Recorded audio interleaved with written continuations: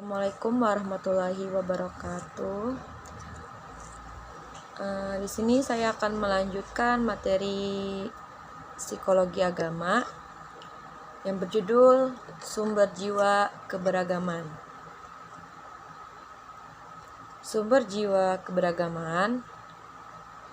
Berbagai pandangan muncul tentang sumber keagamaan. Ada yang menyatakan bahwa sumber jiwa keberagaman merupakan proses interaksi antara hubungan dalam kehidupan dengan potensi bawaan manusia.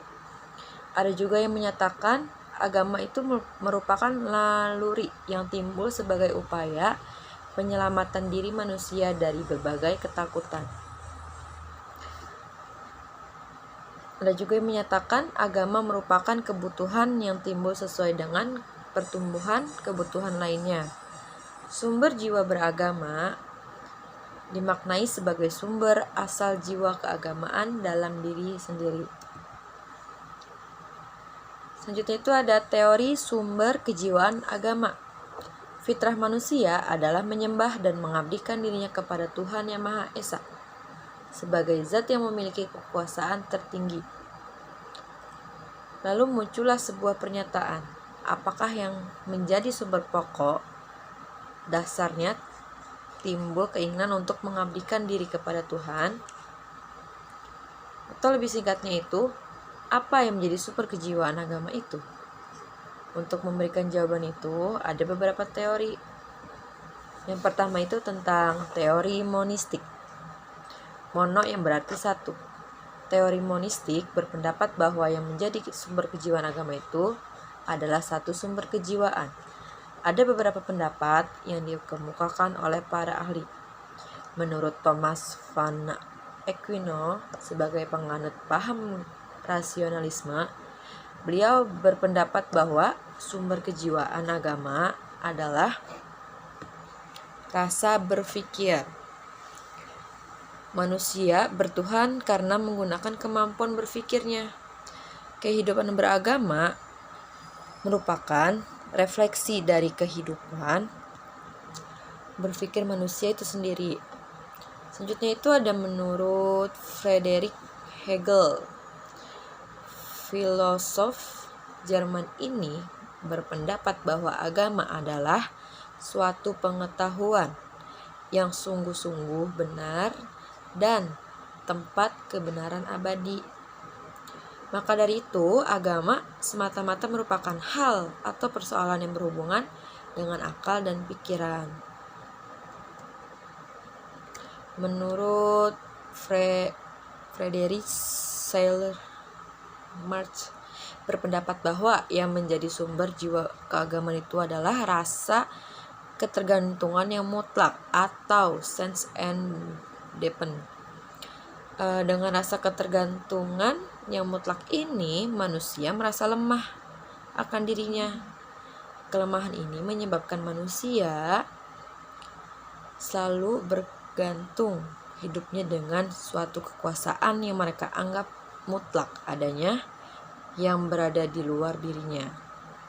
Manusia tidak berdaya menghadapi semua tantangan alam. Lalu mereka memohon perlindungan kepada kekuasaan yang dapat melindungi mereka.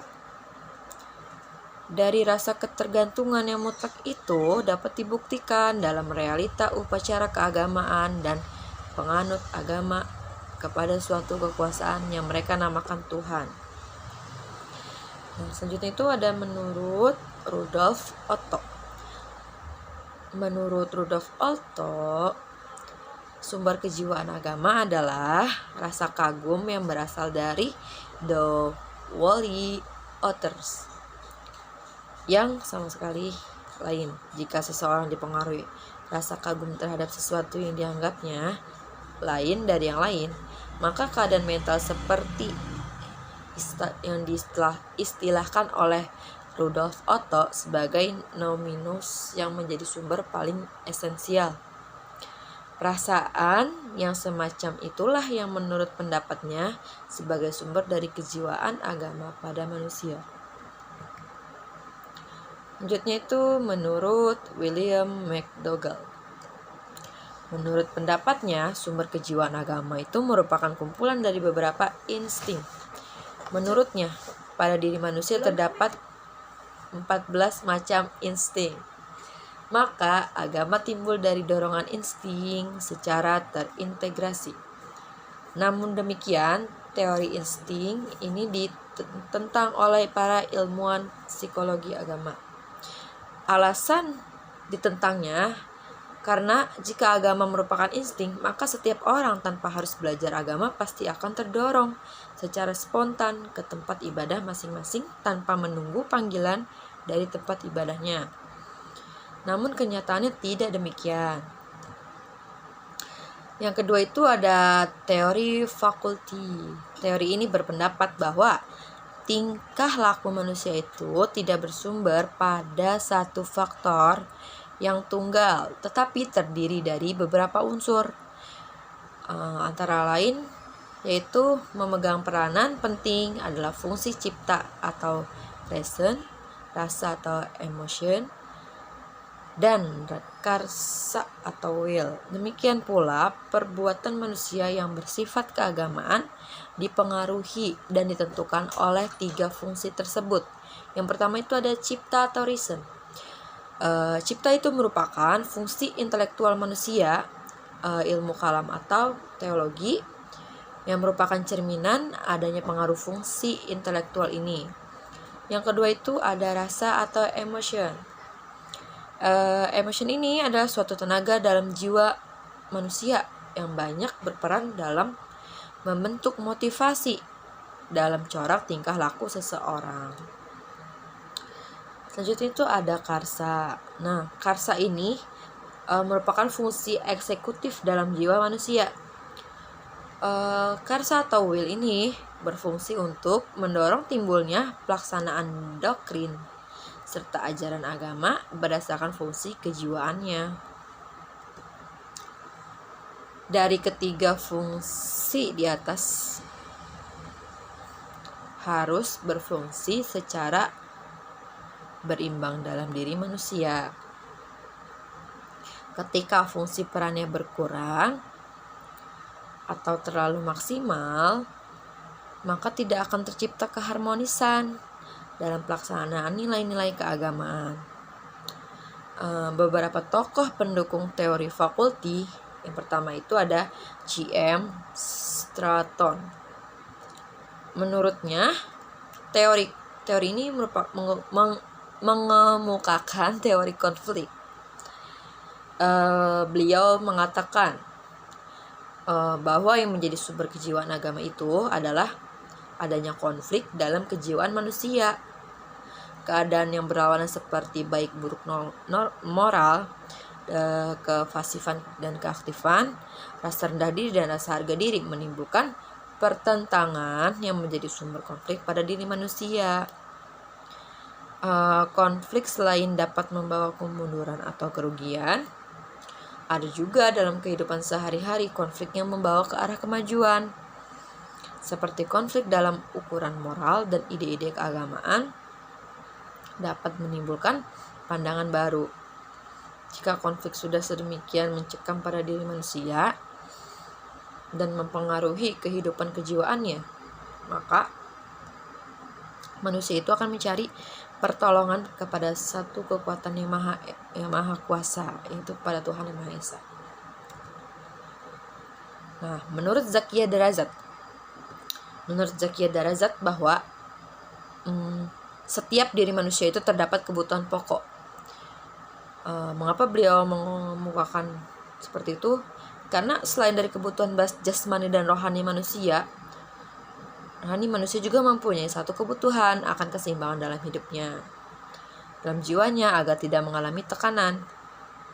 Nah, unsur yang dikemukakan oleh Zakia Darazat, yaitu yang pertama, kebutuhan akan rasa kasih sayang. Nah, menurut Zakia Darazat, kebutuhan akan rasa kasih sayang itu sangat penting selain kebutuhan jasmani dan rohani. Nah, yang kedua itu ada kebutuhan akan rasa aman. Yang ketiga itu kebutuhan akan harga diri. Yang keempat itu ada kebutuhan akan rasa bebas. Manusia itu butuh kebebasan. Nah, selanjutnya itu ada kebutuhan akan rasa sukses. Jika manusia sukses, maka manusia akan melengkapi kebutuhan tersebut. Nah, selanjutnya itu ada kebutuhan rasa ingin tahu atau mengenal atau memahami. Nah, selanjutnya itu kerjasama dari keenam kebutuhan tersebut menyebabkan orang memerlukan agama.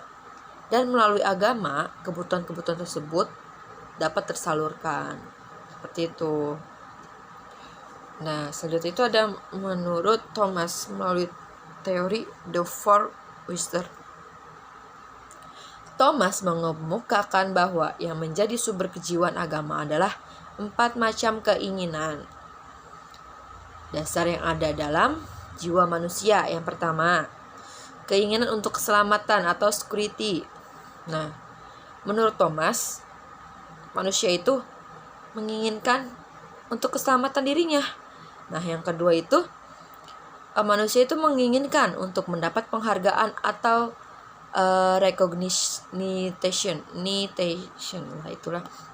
Nah, yang ketiga itu keinginan untuk ditanggapi atau respon. Nah, terus selanjutnya itu ada keinginan akan pengetahuan dan pengalaman baru. Dan menurut dari keempat keinginan itu, manusia menganut agama, dan melalui ajaran agama yang teratur, maka keempat keinginan dasar tersebut akan tersalurkan. Dengan menyembah dan mengabdikan diri kepada Tuhan, keinginan untuk keselamatan akan terpenuhi. Oke, sekian untuk materi yang setelah saya sampaikan pada hari ini. Mohon maaf apabila ada kesalahan kata atau ada kurang-kurang materi dari apa yang sudah saya sampaikan. Kurang lebihnya mohon maaf. Wassalamualaikum warahmatullahi wabarakatuh.